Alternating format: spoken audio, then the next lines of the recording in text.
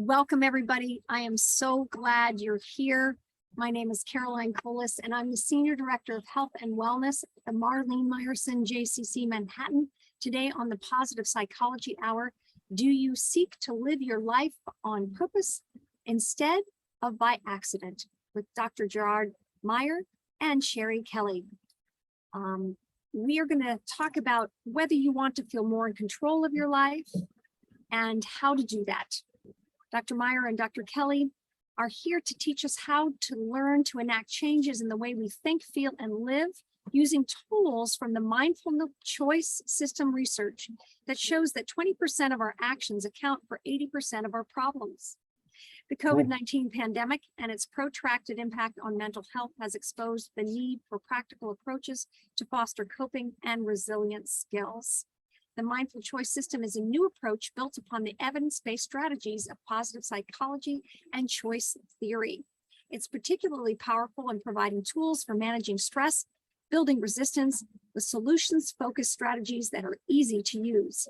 Today, we're going to learn how we can explore how to proactively master personal challenges and optimally adapt to challenging crossroads of daily living. I welcome to the call Dr. Meyer and Dr. Sherry Kelly. Let me start with you both. Hello, thank you for having us. I'm so thrilled that today I get to have one of my favorite people in the whole world with me, Dr. Abraham Gerard Meyer. He is a brilliant psychologist and a researcher who's done amazing studies on resilience, on stress. And before we get into what our topic is today, I wanted to have the opportunity to just share with you a little bit about Dr. Meyer and have him talk about his past, his research. I met Dr. Meyer at the start of COVID, and Dr. Meyer is the co-founder and I want to say CEO, but it might not be CEO. I always get the titles wrong, of the Mental Wellness. All right. My Mental Wellness Society International. There are over 1,700 members, I think, right now of the Mental Wellness Society from all over the world. Many of us are positive psychologists or have been trained in positive psychology. And we have had the opportunity during the past 2 years plus to share insights about effective ways for promoting therapy, promoting positivity, promoting and fostering greater resilience in people, especially during the pandemic and then in the post-pandemic era. So I am going to ask Dr. Meyer to just talk a little bit about his background and mindful choice, how it was developed, and how it ties into positive psychology. So Dr. Meyer, the floor is yours. That's what you call a loaded question. It is a loaded question. Okay. When I was young, I could not decide if I would like to do psychology or physiology. Physiology. I want physiology. I wanted to help human people the best I could, but I could not really decide. So one of my professor told me, well, do both. So I have a Ph.D. in psychology and a Ph.D. in physiology. So I always look at both sides to understand how we operate, how do we react. Then many years passed and I became a director of research at Carnegie Mellon Research Institute in Carnegie Mellon University in Pittsburgh. I was involved in many different technologies, and I made a proposition to Congress, why don't you give us money to develop a center to research how modern technology can help to reduce accidents, how we can use the technology to train better people and prevent accidents and to understand what we need to do that. And surprise, surprise, I got $18 million to build a center. And they say, yeah, okay, now you do it. So I had to build it from the ground up, acquire a researcher, Ph.D., developing high fidelity simulator, a lot of modern technology. And we analyzed 1,400 people in 3 years. And we were analyzing them 8 hours a day, 3,500 hertz per second, 3,500 times per second, 8 hours a day with very smart card and a lot of equipment. Mm.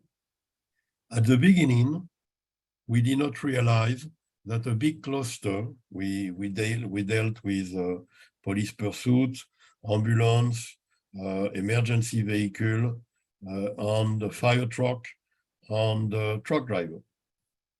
And we did not realize that we will be faced by something weird, because over 90% of our population of truck driver were non-diagnosed ADHD population.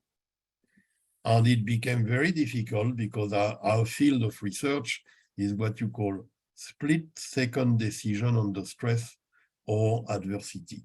What happens in half a second when you perceive and you react. And it's very difficult to train people with ADHD. So at the beginning, we were a little bit caught off guard. But when research moved, we realized that the ADHD population had nothing special. Because when you speak about stress for any population, all population, general population, ADHD or not ADHD, we all act like ADHD people. Because under stress, we don't pay attention. And when you have ADHD, you have ADD or ADD or ADHD, but ADHD is a double whammer. You have hyperactivity plus inattention, but it's still about attention and impulsivity. And that was good because the government told us, if you can help that population, we can help everybody. But we had to find a way to help. So we research and we develop a lot of apparatus. And what we have found is that you always end up where you look.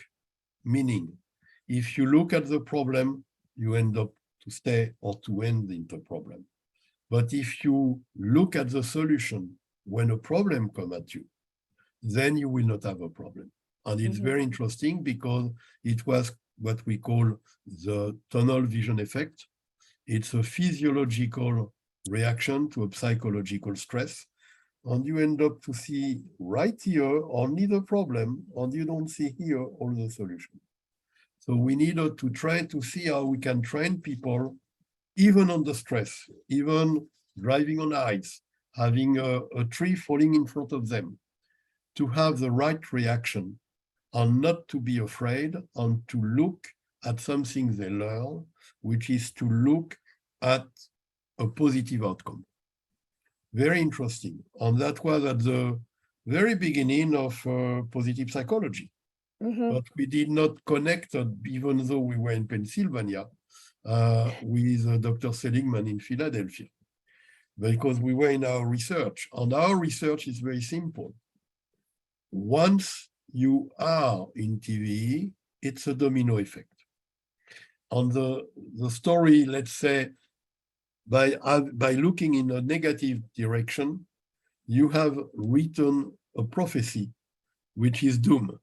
Yeah. And we need to teach you not to look at the negative, meaning humans we are all mammalian, and we have an old brain and a new brain. And most of the time, humans are operating by habit, by conformity, by reaction. Most of the choice we do in one day are mammalian, and they are reaction to something. And they are not coming, they are in the whole brain, and they are not touching the prefrontal cortex, where we decide, where we choose, where we analyze, and we can make a choice, good choice. I think this is so fascinating because, from your research and in your lab, you found that when people are in a crisis situation, that their perception narrows to that tunnel vision, and they can't see the opportunities or solutions around them. And they're focusing on the accident and not on even the avoidance maneuvers or how to go around it. Or the anxiety of having an accident. Mm, So we worked on that, and we were able to bring very good solution. mhm. But we were not better than any little school in America. We had amazing technology. We had an amazing learning curve, but not that great of a retention curve. So we worked on that, and came an idea, why don't we make a health and wellness center in the middle of the living laboratory? And that was a breakthrough, because in 30 days, people which were very obtuse, not social, start to smile and change their life. So we had to research where it come from. Mhm. Over 20 years ago, we realized that we were tapping at the same time, using a vagal nerve intervention, Oh, and at the same time, a cognitive psychology intervention. So that was very important, and that was a discovery, because yes, you can remove tunnel vision effect if you learn how to breathe and stay calm. That's the same. So moving fast now, I left Carnegie Mellon, made a partnership with a cognitive psychologist in Pittsburgh, and I said, look, it may be time to bring in psychology a new type of intervention. An intervention which deal with what people are confronted today, which is stress. Too many things to do at the same time, not enough time to think, not enough time. We need a solution for a stressful life. And most of the problem of the people are not the people. It's the societal stress on the people, and the people don't know how to react. So let's create a new intervention. And that intervention is called mindful choice. That's what we started at Carnegie Mellon. Mindful choice is a choice made by the mind, by opposition of the choice made by your brain. In your brain, you have the emotion.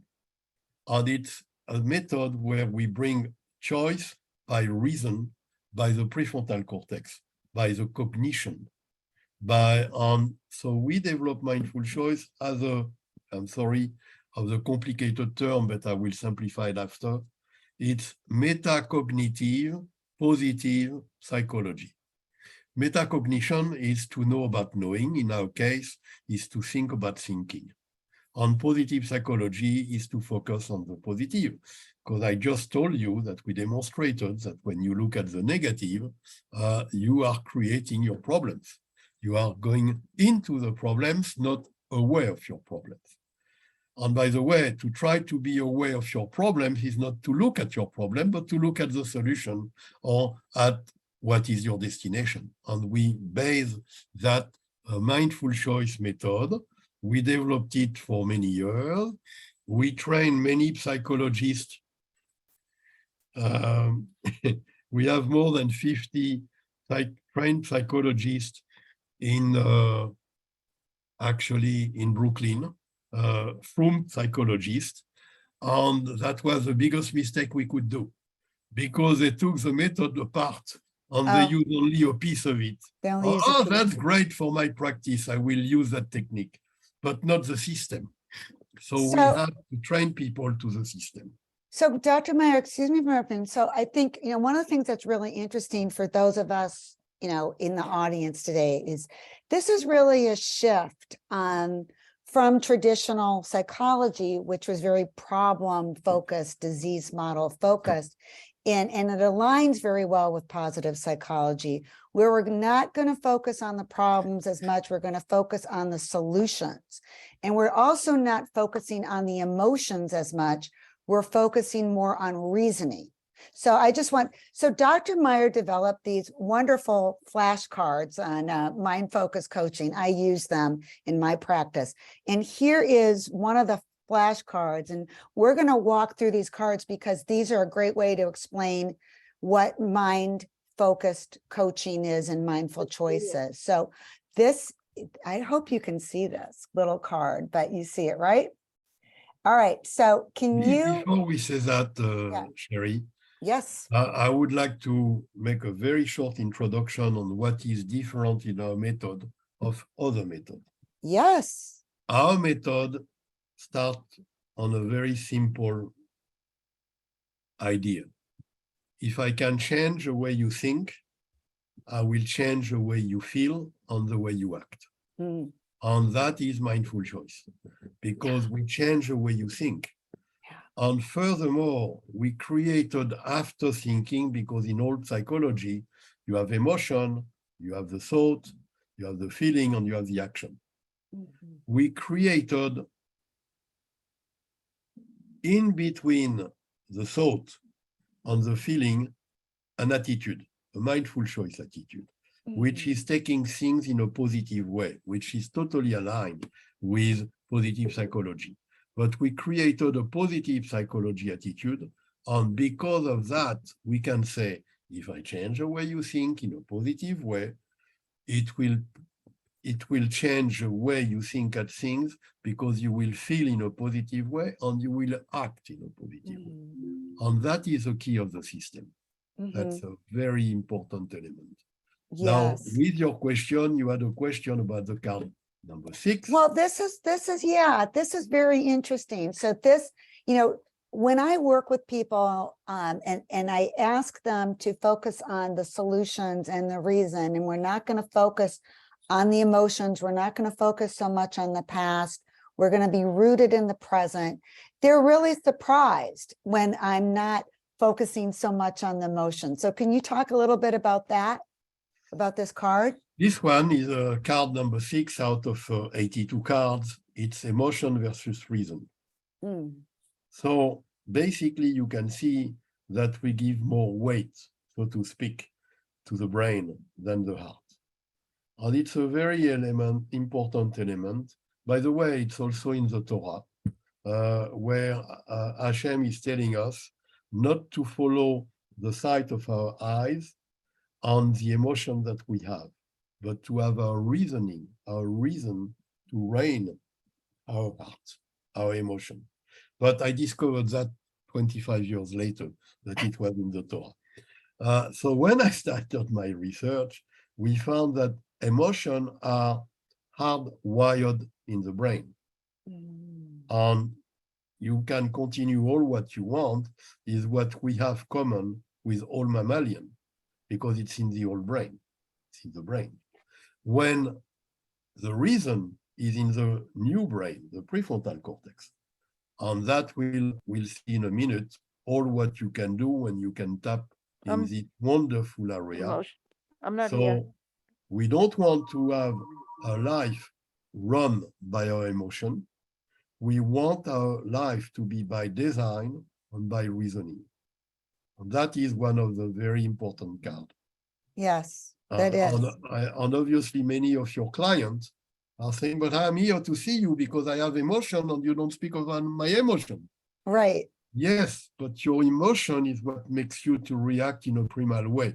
Yes. So you don't need me to train you to work on the primal way. You do it that very well by yourself. You Oh, need me to help you, to train you to think better. And by so, the way, nobody teach any one of us when we were in school to think. no, they don't. No, we have not been But trained to think. And you can be trained to think better. That's what we so, do. Dr. Meyer, we have a question. Well, we're going to show later where you can get the cards at the end of this. But right now we have a question. What if you think you have faulty reasoning? This is a question from someone. It's a lot of question, because if you think, so you think, do you think in a in a in a in a I would say correct way, or what you say you think is you feel that you have a faulty reasoning? I think it's very difficult to say you think you have a faulty reasoning. Now, the faulty, it's to me, it's very, I have a different way to look at it. And imagine you are a client and you ask me, what if I have a faulty reasoning? I will say, that's interesting. But you know what? What makes you think it is faulty? Because faulty is negative. So tell me what is the opposite of that faulty reasoning and what will be a positive reasoning. And I will start with a positive reasoning, because if you let them drown you in the negative, they lead you by the nose. So you want to not enter in anything. And by the way, faulty does not mean anything, because people are not faulty. People eventually have bias, people have automatism. And yes, an automatism does not engage the prefrontal cortex. We make 47,000 decisions as a human per day. Yes. How many do we remember? No, not even 10 come from the prefrontal cortex. So most of that reasoning is not a reasoning, but it's a reaction of your emotion on your habits. So I just wanted to share this also with you. You know, so much of positive psychology and cognitive behavioral therapy is working with clients and showing people, how do you move from the emotional to behavioral activation. And with my clients, I play a game. Some of you who know me have seen my presentations before. I play the what, not why game. And Dr. Meyer does the same thing, but he doesn't call it that, but it's similar. But I try to move people from why am I feeling so depressed? Why am I so upset? To, all right, what are we going to do about it? What are the choices we're going to make? So Dr. Meyer, you do that also. You move people. What and not why, and for a very simple reason. Why is a blame game? Why is the blame game? It's not because of me. Why God is doing this? Why so and so is doing that to me? Why is a blame game? Always end up in a blame game. And it's also an excuse. I did not have a choice. So if you want to change totally your practice, you ban the word why, and instead you say what, and you say, what were you thinking? What was happening? Tell me who was there, what she said, what you said. Now you are going to get data. Yeah. And you are getting objective or subjective data, but data. But when you ask why, you have neither objective or subjective. You have a prefab answer, simple, it's not my fault. Yes. And just to follow up on this, I find that when I ask myself, even, what is this feeling trying to tell me? Or what is this alerting me to? It helps me to stop being impulsive and gives me a sense of control. And this is our next card. Because then you reason, If not, you don't reason. When you are in the why, it's the wild card. Okay, so this card, which is impulse control, you can see that the little character on the left is pretty tense. And what you see is basically an electroencephalogram. And the little guy on the right is smiling, very calm, and you can see that his electroencephalogram is more balanced. He controls himself. How does he control himself? Well, number one, you make sure that your blood pressure does not go up. It does not go up if you breathe well with the vagal nerve, and you calm yourself by saying, I don't want to get high. I want to control myself to be calm. And it's the idea of to follow calm. And that is a very easy card, but if you have impulse control, you have also the impulsivity bypass, which is another card coming with it, because there is an impulsivity bypass where you immediately go by the impulse to the action without going in the intermediary gate of decision. I'm so glad Melissa Carissimo added why also reinforces negative cognitive habits. So, sometimes what I do is I actually Totally. prepare in advance. I'm thinking about, response sets and how to not be impulsive, but how to be mindful in my responses. Because Yeah, I'm looking at what the goal is. I'm Well- looking at what the ultimate goal is, which brings us to my favorite card. It's the backward design card, which is an integral part of positive psychology and mindful choice. Do you want to talk about what makes this special also? Yeah, the cheese come to the mouth, or not the mouth to the cheese. And that's backward design. Because if the mouth try to go to the cheese, the mouth will go straight, turn left, turn right, and get lost. But if you start by where is the cheese, she will reach the cheese. It's the same with us. What is our destination in life? And backward design is something coming from software engineering, coming from human factors, also from educational research. You start your curriculum, but what do you want your students to remember? It is the same here. What is your destination in life? And it takes sometimes with some patients, 1 or 2 sessions. I have got some patients where after 8 sessions, they still did not have an idea what is their destination in life. But if you don't know where you go, you will never get there. And then you turn in circles, and then you go left, and you go right, and you go up. It's the what we call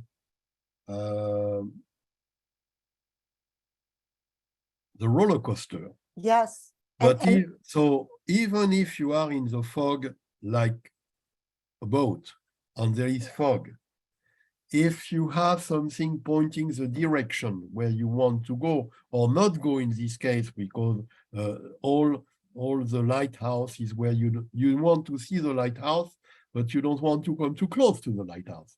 But Right. still, you follow that. It's a beacon. Well, it's the same beacon in life if you know where you go. And that's very important because, it's very important because then I will ask you, all of you, any one of you can say what is a good choice versus a bad choice. Anybody wants to volunteer? What is a good choice? What is a bad choice? Does anyone want to volunteer? Try this with Dr. Meyer. Caroline, do you want to volunteer? Sure. Okay. What's What is a it? good choice? What is a bad choice? Well, a good choice is one in which when you make it, your energy expands and you feel like I am reinforced. I'm moving towards where I want to go. A bad choice is something that makes you contract and pull inward and not feel good about doubt and wonder and go into rumination. But a good choice makes you open and say, yes. Okay. It's good. It's good. I mean, I'm a body It's person, close. so that's why I feel, It's close. It's close, Caroline. I'm I making a will good express it choice. in a different way. All right. I'm going to make a good choice for this today, Dr. Meyer. You see, here's something very simple. I'm trying to fit into a dress for a party I'm going to go in 2 weeks. And if I eat the leftover Halloween candy that's here in my house today, I will not, that's a bad choice. I will not get to my destination of losing 5 pounds. Correct. So a good choice is what brings you closer, quicker to your destination. Caroline gave a very good concept based on mindfulness. I can see she has a mindfulness training behind her. But let's go one step further. And a good choice is what brings you closer, quicker to your destination. And a bad choice is what takes you away in time or distance of your destination. And it is as simple as that. So anything which brings you closer is good. But anything which brings you further or will delay, if you gain 5 pounds, it will delay the time you can put that dress. That's the same example. So, and when you know the good choice by choice concept coming with mindful choice, it's a tremendous tool, because it's not what makes you feel good. Because people who say good choice, it makes me feel good, I like it. Well, that's an emotional answer. And it's absolutely not a cognitive or intelligent answer. And that's what we try to avoid.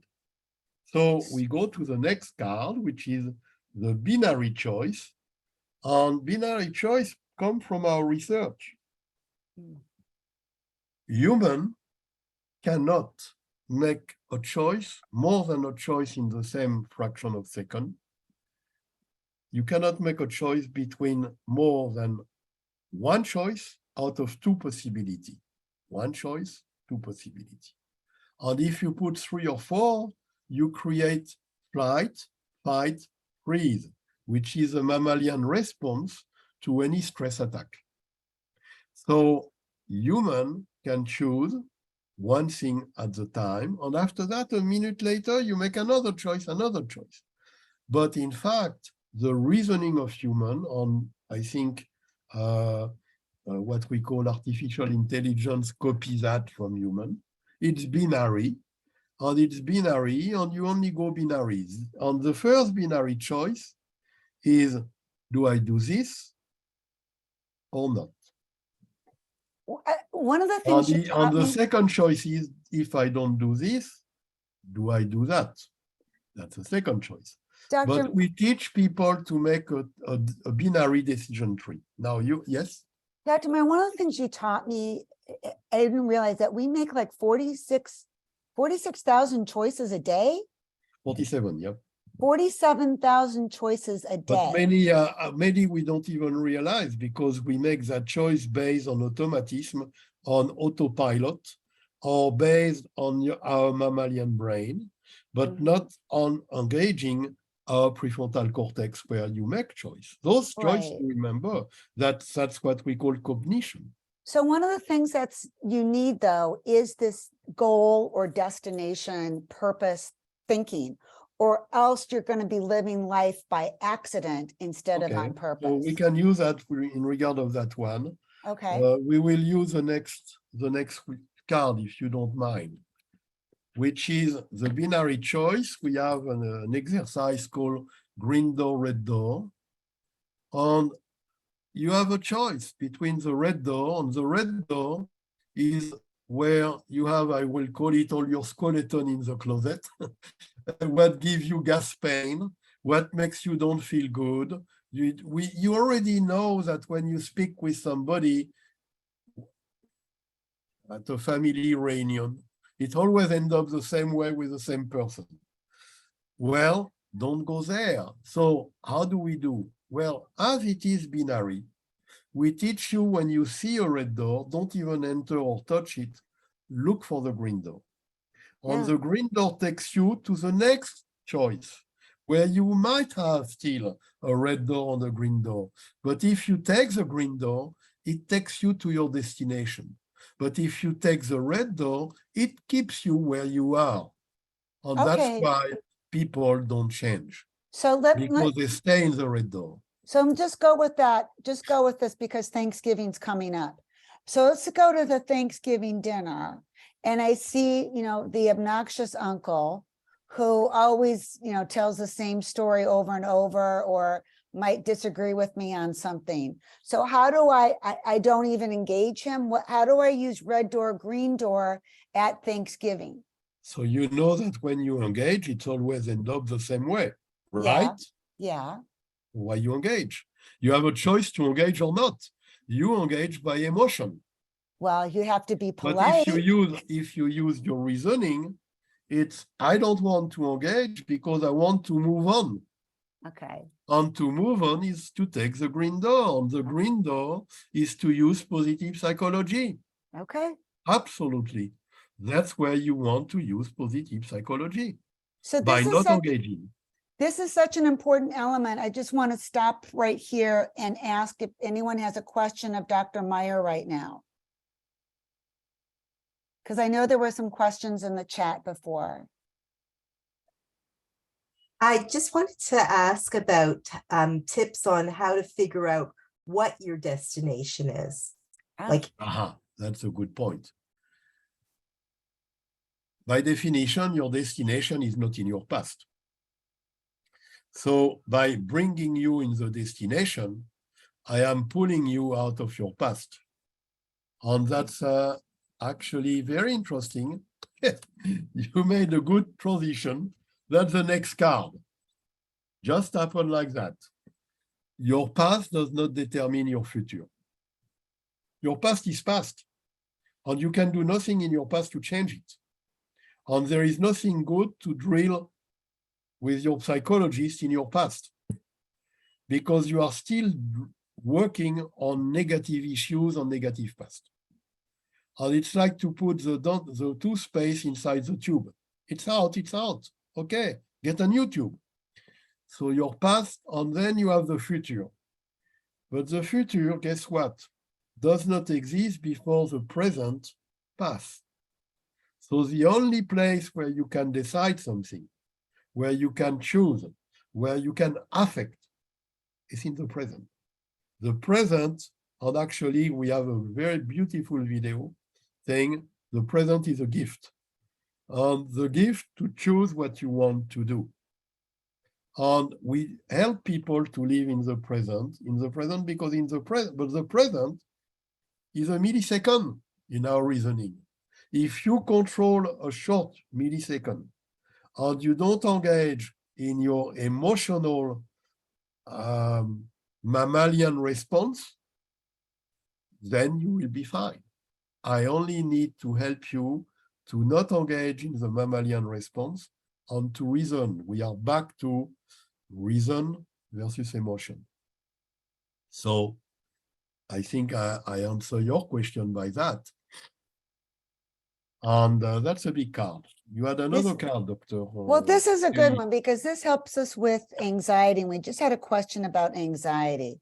So can we start with this and then we're going to move to anxiety, but this is... No, it's an excellent question by Gila. Mm-hmm. We have at Mindful Choice analytics online with artificial intelligence. And one of the tests, we look at PTSD, OCD, ODD. We have a health and wellness test that Caroline might be interested to know about because it's a mind and body wellness. And the people who score well on the wellness, health and wellness score change very quickly in their cognitive approach and they make good results. And the people who score low on the health and wellness score don't have a grip at themselves. And yes, it takes more time in psychology intervention to help them. But we have one category which are the procrastinator.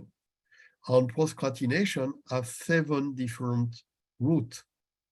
And one of them, as you indicated, is anxiety. But it's anxiety procrastination, which is very different, for example, of procrastination because the people like fun and have pleasure. It's different. So the test is giving immediately which one it is. So coming back to that one, at the moment where you know what direction you go, I'm not even using the word destination, but you know where you go. And if you focus on the solution and not the problem, you will find a solution. In this card, there is a tree in front of the road. And many people say, what do I do? What is happening? How come there is that thing? And they start to be upset at the road. And they don't put a plan. Okay, it does not work. Let's do plan B. And plan B is not to stay here, but to find another way, and you take the other road. So this is to focus on the solution and not on the problem. Because if you focus on the problem, you will end up in tunnel vision effect, and you will be drawn from negative feeling to negative feeling. And by the way, tunnel vision effect is a precursor sign of getting a PTSD. So you don't want to enter in tunnel vision effect. And we teach people how to recognize their tunnel vision effect. And yes, 99% of the patients coming for psychological intervention are in TV. And we need to get them out of that TV to focus on the solution.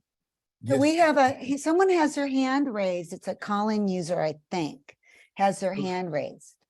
I'm sorry. Hi, this is Barbara. Can I say something to Dr. Meyer? Yeah, Thank you. pleasure. I want to say that it is an honor to listen to you, and I agree with the things you're saying, but the way you say them just has so much more of an impact on me. You offer so much hope and staying present in the moment with the solution, and that's where we can move and make things happen. I had a saying years ago that the problem is never the problem that really causes the crack in something, but what you do about The the problem. problem is the faulty solution you are using. Exactly. The problem It's is just not so- the problem originally. It's the reasoning, your wrong reasoning on the wrong solution that you bring. That's why if you answer by emotion to a problem, you will have a huge, bigger problem. But if you answer by reasoning to a problem, you will have a solution. And that's absolutely correct. And what you offer and say has so much hope and optimism and positivity. I thank you, and I thank Caroline for all she does and brings on the most special people in the world to talk with us. Thank you, thank you, thank you. This is Barbara. Thank you, Thank you. Barbara. Thank you. And by the way, we use that method in Ukraine for Yes, people we in did. very difficult and to help with trauma in Ukraine, and we help it in many different ways. So after that Yes. one, what was your next card, Dr. Well, Kelly? we're going to go to, this speaks to what we were talking about earlier with fear and anxiety numbers. So this is great because so many of us are anxious. And, you know, Dr. Meyer, we've had these conversations through COVID and after, like, you know, with children and young adults, 1 in 4 children right now have clinically significant anxiety. And same with young adults. And so much of anxiety increased during COVID, in part because of our shift from an internal locus of control to an external locus of control. And if you can just touch on that a little bit, it might help people understand and feel more empowered. Number one, there is many problems today all over the world. For something new. There is a massive worldwide COVID PTSD. And many people don't realize that COVID have left the world with a massive PTSD all over the world. And research shows that people who have PTSD are born prone to have a PTSD, but they are not necessarily exposed to the trigger. But with COVID, millions and millions of people have been exposed to it at the same time. So number one, we are in a time of PTSD with COVID. Number two, we are in a time where the things are very volatile, the things are very uncertain, the things are very concerning, and it's a time where we live because there is no projection in the future, which most of the people, if you are a little bit anxious, you are very anxious with the time where we live. And many business schools are training people in time of peace and security to make good decisions. But in time of war like we have, and when I mean war on COVID, war on the change in the weather pattern, war in Ukraine, on other things, war on economy. Well, all those things concern people, and there is a general anxiety. But to answer the question of Dr. Kelly, top executive where people were able to decide things. And they were type of people who say, if I think about it, I can make it happen. If I choose that, I make it happen. They had a very strong power of decision, and they were very strong, what we call internal locus of control. Opposite of that are the people with a strong external locus of control. That's the bad salesman, that's the weak people who say, the client didn't want to buy, so I could not sell. I did not have the right brochure to give it to them. I did not have this. It's always not because of me. That are the low locus of control, the external locus of control. When COVID came, all the people who had a strong internal locus of control, they stay home. The wife tells them or spouse, please do this, please do that, take care of your children. You don't know when you go out. You don't know if you have a job. You don't know if you can travel. You don't know nothing. And because of that, you decide on nothing and you feel powerless. And because you are powerless, you shift unconsciously from strong internal locus of control to strong external locus of control. And then you go back to work, to the corporate office, and you don't recognize yourself. Yeah. And that is the trauma people have today. So, yeah, we work on that. And people became very concerned, and it's anxiety. Yes. And anxiety is part of the society now. Anxiety of everything. So And, Les, by the way, you open the news, how not to be anxious when you open the news before you start your day with all the horrific things you can find all over the world. It does not help you to be positively happy. So the card Dr. Kelly wants me to explain is this one, card 68, fear versus anxiety. So look here at the card. You see that there is a swimmer who has the fear of a shark. And the fear is good, because if we did not have fear as human, the human race will not exist anymore. We needed to have fear to protect us. But the anxiety is something which is negative because it's not the fear of something which exists. It's the fear of something which could potentially exist. It's the fear, in fact, it's a virtual fear. So, you know, the second guy is, what if there is a shark in the lake? Well, everybody knows there is no shark in the lake. But if you start to tell yourself when you swim, what if there is a shark in the lake? You are in anxiety, and you can have even a panic attack. Particularly if the water is not too clear. So anxiety is negative. Anxiety is a trauma you self-inflict to yourself. And it is something about a fear of something which could happen, which most of the time never happen. For example, I have anxiety to drive in New York in the traffic. It's very different than the fear of driving in New York. The fear of driving in New York, you start to drive, you learn, you go slow, and you get used to it, and you can do it, and you're okay. But if you start from anxiety, you will never start to get at the corner of Columbus Circle, for example. So anxiety is what pollutes your life. Anxiety is a polluter. And anxiety is something very bad. It can bring panic. It can bring PTSD. It can bring a lot of stress. And that's the contrary of what we try to do, to teach people to deal with stress, and to teach people to be calm and not stress out. okay. Did This I is- answer your question? This was beautiful. And we just have a couple minutes left. And I wanted to make sure, Caroline, that we get to any last question that we may have missed in the few minutes we have left.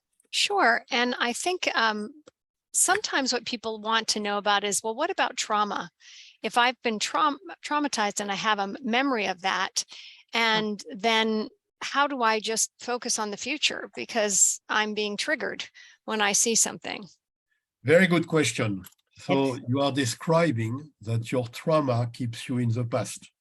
You are not living in the present, and you are not thinking of the future because you are thinking of a projection of your past trauma in the future. You are still living in the past. And that is something we are very well trained and careful with our clients because they pretend to speak about the future, but in fact, they are only anchored in the past and in painful past situation. So we help them to forget about that and say, if you were not thinking about that, tell me something which is very enthusiastic. Tell me something which will be nice that you would like to see in your life. Tell me that. And that person will tell you because you make a shift. And then you say to the person, do you feel better to think about your whole thing? Or would you feel better to think about that new thing you were indicating? And that's where the imaging, the positive psychology imaging of positive image is very resourceful compared to negative image, whatever it is. And that, I have to say, a lot of our colleagues are spending years on years to speak with their patient about painful episode. They are not helping them to get out. And it takes many years and they yeah. don't get better. Let me If you want reframe to the get- let me reframe the question because I think it's really an interesting thing. And let's say that I had a friend of mine who was in a relationship and he broke her arm.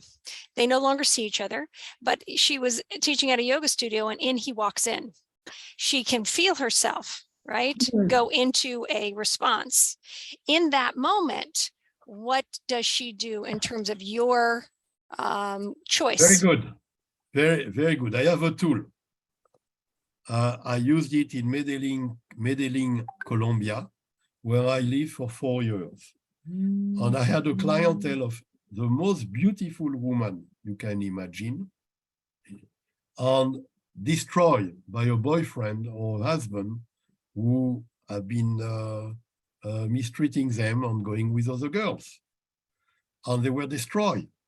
And how do you repair them? They will come home, they will shut off the lights, they will cry, and so on. And I developed a tool, which is, okay, Pedro, that you met and you love, was a great guy.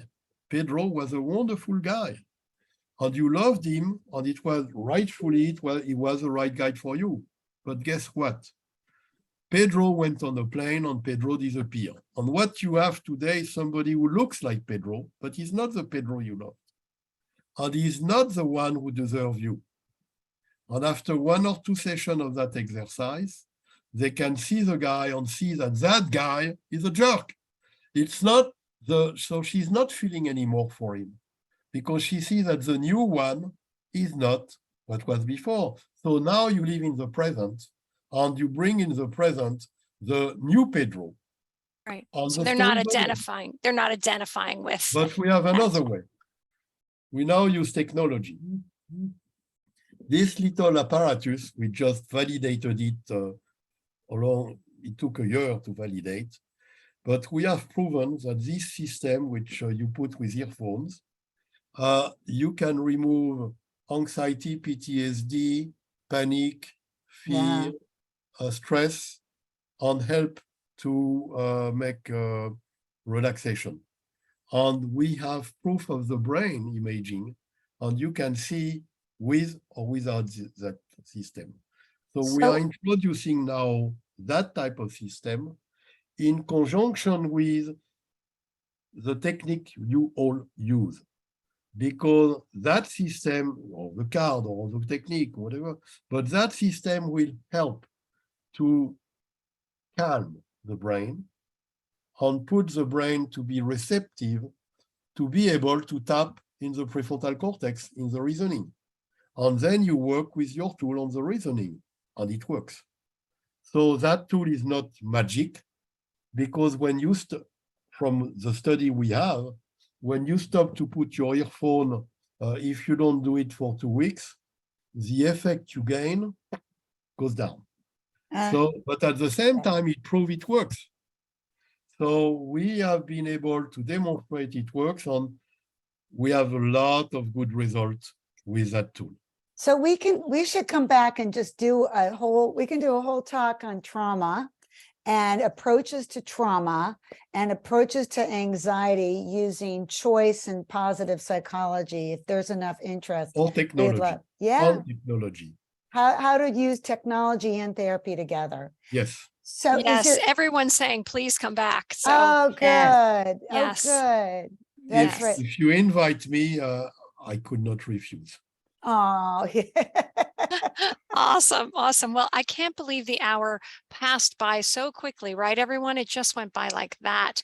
This is really fascinating. And I think it's given us, everyone, an opportunity to think about, wait a second, am I focusing on the problem or am I focusing on the solution? And that alone, that choice point right at this moment can help all of us as we go into our day. I thank you. I thank you so much. And I also want to hear more about, when you come back, the work that you've been doing in the Ukraine to help those people. I think that is an application of trauma as well. And I think it's fascinating. I thank you for your work that you're doing together. Thank and you I appreciate, very much. yes, Caroline, I appreciate, yes. So we just, when you only see one solution, you are already in dysfunction. You need to be able to see two possibilities, this and that, this or the contrary. But at the moment, you cannot see two possibilities, you are in dysfunction. Okay. And that's really the lesson to retain of that meeting today. And not to have 3 or 4 or 5 solutions. No. But one of the things that we have said from the earliest days of working with our colleagues in Ukraine is you must be able to see choices. And when you see a choice, you have a chance. Because this is very helpful for them. Beautiful. Okay. And let's end with that. When you have a choice, you have a chance. Yes. Thank you, everyone. Okay. Please feel free to unmute, thank our speakers, and don't forget that the recording will be available to all who registered, and you can also share that. Can you send it to me? Yes, of course.